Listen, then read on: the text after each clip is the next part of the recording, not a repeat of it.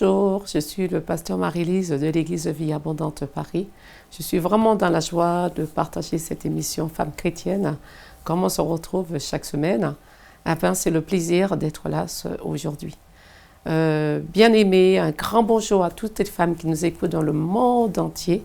Et c'est un plaisir de se retrouver, c'est la joie de partager, d'échanger. Vraiment que Dieu vous bénisse. J'espère que vous êtes nombreux à m'écouter, à attendre cette émission. Voilà, je vous dis merci pour vos soutiens, merci pour vos prières, merci pour vos encouragements. Vraiment que Dieu vous bénisse et ça me fait beaucoup, beaucoup de bien. N'hésitez pas à me laisser des petits mots, ça m'encourage et ça me fait du bien. Vraiment, soyez grandement bénis. Je vous invite, bien-aimés, comme d'habitude, avant de commencer, nous commencerons par la prière. Donc, où tu es, prends la position, prends la forme que tu veux, là où tu veux t'asseoir, que nous puissions prier ensemble. Père, je te rends grâce, Seigneur. Je te dis merci. Je te dis merci pour cette émission. Merci pour la grâce, Seigneur, que tu permets aujourd'hui, afin que toutes les femmes, Seigneur, qui nous écoutent dans les mondes entiers, Seigneur, soient bénies, soient touchées. Que cet moment d'exhortation, Seigneur, puisse pouvoir exhorter un maximum de femmes, Père. Je bénis ton nom, Seigneur. Merci pour ta grâce et pour ta faveur. Ce privilège, Seigneur, de passer du temps dans ta présence. Je te rends grâce et je te dis merci pour tout.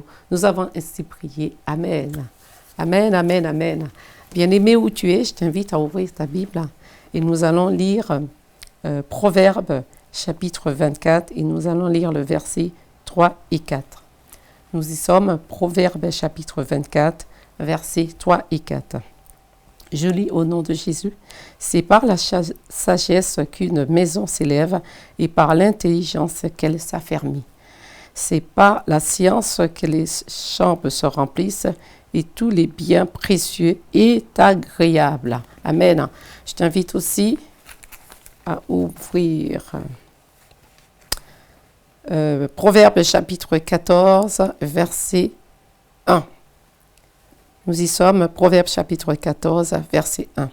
La femme sage bâtit sa maison et la femme insensée la renverse dans ses propres mains. J'aurais préféré peut-être commencer par la femme sage et terminer par le chapitre 24, mais c'est pas grave. C'est la femme sage bâtit sa maison et la femme insensée la renverse de ses propres mains. Aujourd'hui, mon thème, c'est comment prendre soin de sa maison. Comment prendre soin de sa maison. Nous voyons dans ce passage, dans Proverbes chapitre 14, verset 1, la Bible dit que la maison est bâtie ou la maison est construite par la femme. Vous voyez, la maison, elle est construite par la femme.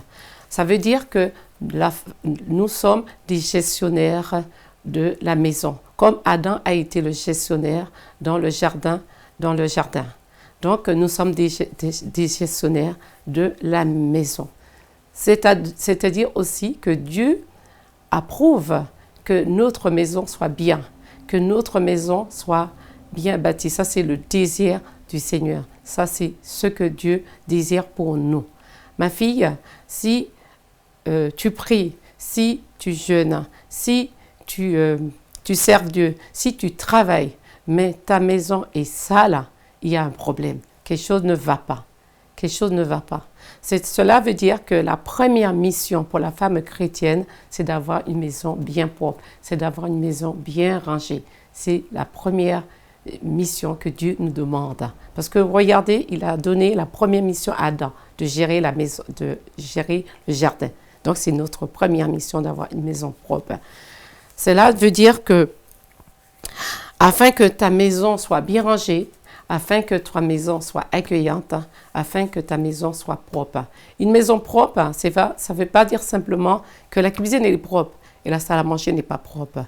Le couloir n'est pas propre. Ça veut dire que quand elle est propre dans toutes les pièces. C'est-à-dire la chambre, elle est propre, la salle à manger, elle est propre, la cuisine est propre, les toilettes sont propres, partout la propreté. Vraiment, ma fille, je désire la propreté. C'est le lieu où Dieu nous visite. C'est dans ta maison qu'elle te visite. Donc, ta maison doit être propre. Amen. Nous voyons dans Proverbe 24, dans le verset 3 et 4. Salomon rajoute quelque chose de très important. Il dit, garde ta maison propre. Mais aussi, il dit, femme, il faut savoir gérer, garder le budget de ta maison. Ça veut dire que toi, tu dois être une bonne gestionnaire. C'est-à-dire que tu dois pouvoir gérer le budget dans ta maison.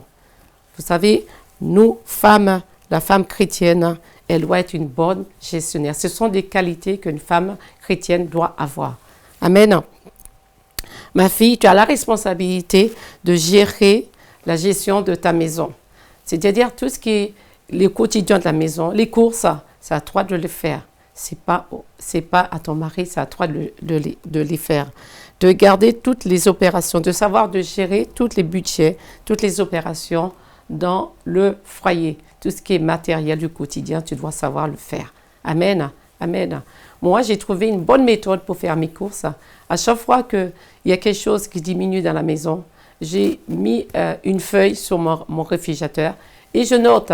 Comme ça, au moins, quand je dois faire mes courses, je suis efficace et je suis économe. Je ne fais pas de dépenses inutiles. Donc, tu es une bonne gestionnaire et tu respectes aussi ton budget par rapport à tes courses. Donc, tu peux aussi, moi j'ai trouvé ma méthode sur le réfrigérateur. Peut-être ta méthode, ce sera juste un petit cahier que tu notes. Et quand tu vas faire tes courses, tu n'as qu'à ressortir tes notes et tu seras efficace et très économe pour ne pas dépenser trop d'argent. Parce que ça, c'est important aussi pour la maison, pour être une très bonne gestionnaire et pour ne pas faire des dépenses inutiles. Il a dit, Salomon nous dit aussi, une femme propre. Une femme propre. La propreté n'est pas simplement dans les habits. La propreté n'est pas simplement dans le maquillage. Mais la propreté doit aussi se refléter autour de toi. Amen.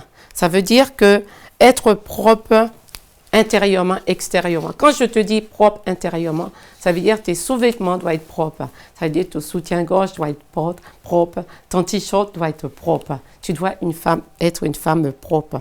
Extérieurement, comme j'ai dit, les vêtements aussi doivent être propres. Une femme propre.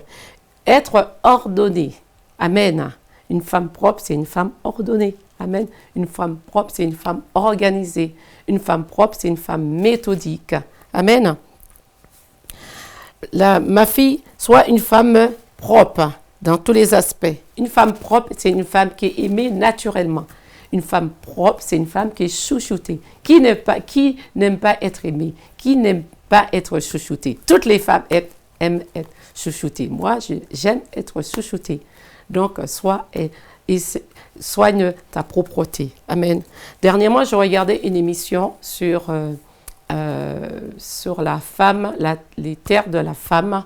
Et cette émission, c'était une mère qui délègue ses biens à une femme. Et cette émission, ça a eu lieu en Indonésie. L'Indonésie.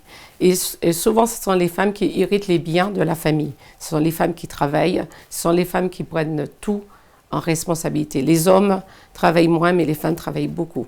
C'est le plus important, c'est que la maman délègue, puisque la fille allait se marier, donc elle délègue son magasin à sa fille. Et moi, je m'attendais à ma grande surprise en disant, peut-être, mais je te délègue le carnet d'adresse, je te délègue les contacts pour que tu puisses pouvoir garder le magasin. Non, il a dit, je te donne 2 conseils. Il a dit, garde ce magasin propre et garde ce magasin rangé. Vous voyez, quand notre maison est rangée, ça attire. Quand notre maison est sale, ça repousse. Donc la propreté attire les gens vers toi. Quand une maison est rangée, vous allez voir que quand on accueille du monde, les gens ont du mal à partir parce qu'ils se sentent rassurés, ils se sentent vraiment bien, ils se sentent épanouis parce que la maison est bien propre. Alors garde ta maison propre. Vraiment, je t'encourage vraiment à garder ce côté-là. Une femme propre, c'est une femme classe. Une femme ordonnée, c'est une femme organisée. Une femme ordonnée, c'est une femme déterminée. Amen. Alors, vraiment, garde. Je t'encourage. Peut-être nous avons commencé une année. Nous sommes qu'au début de l'année. Nous sommes au 3e mois de l'année. Il est temps. Peut-être tu as fait beaucoup de projets, mais je t'encourage à rajouter dans ce projet la propreté, à rajouter à être une femme propre, à rajouter à être une femme organisée, à être une femme ordonnée. Vraiment, à être une femme soignée. Vraiment, donc rajoute dans ton programme que tu as prévu pour l'année 2021 la propreté, l'organisation. Vraiment, ça t'apportera encore un plus. Et vous savez, vous serez encore plus aimé, vous serez encore plus chouchouté, vous serez encore vraiment plus organisé. Vraiment, je voulais partager ce moment d'exhortation avec vous. Et j'espère que ça t'a fait beaucoup, beaucoup, beaucoup de bien.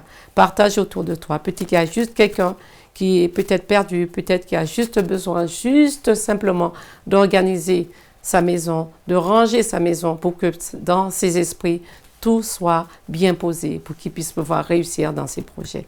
Alors, je t'invite à partager autour de toi. Et j'espère que ce moment t'a vraiment touché et t'a apporté encore un plus. Comme à chaque moment de fin d'exhortation, nous passons à la prière. Donc, je t'invite, bien-aimé, où tu es. Tu lèves ta main et nous allons prier. Père, je te rends grâce, Seigneur. Je te dis merci, Seigneur, pour ce moment d'exhortation, Père. Tu as dit, Seigneur, c'est la femme qui bâtit sa maison. À part, j'abandonne, Seigneur, toutes ces femmes entre tes mains, Seigneur, qu'elles puissent pouvoir bâtir leur maison. Une maison propre, Seigneur, une maison agréable, une maison accueillante, Père. À part que tu les aides à être des femmes organisées, des femmes, Seigneur, organisées, des femmes méthodiques, Seigneur, des femmes classes, Seigneur. Papa, que tu les aides à être des femmes déterminées, Papa. Papa, que cette année, Papa, qu'ils puissent pouvoir prendre, Seigneur, cette résolution, Père. Je te rends grâce et je te dis merci, Seigneur, de les toucher un maximum de femmes, Seigneur, de les ramener vers toi, Seigneur. Je te dis merci, merci, merci, merci, merci pour tout ce que tu as déjà commencé, pour tout ce que tu vas faire. J'ai ainsi prié. Amen. Soyez grandement bénis. Et je vous dis à la semaine prochaine pour encore un moment d'exhortation. Bye!